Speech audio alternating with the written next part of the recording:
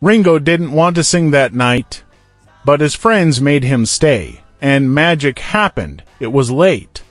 They'd been recording for hours. Ringo was tired and ready to go home. But John stopped him. "No, come back and sing for us." Paul and George backed him up.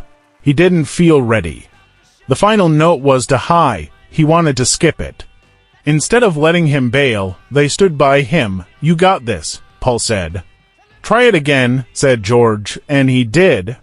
That moment, that note, is still echoing decades later. That's what happens when teammates believe in you more than you believe in yourself.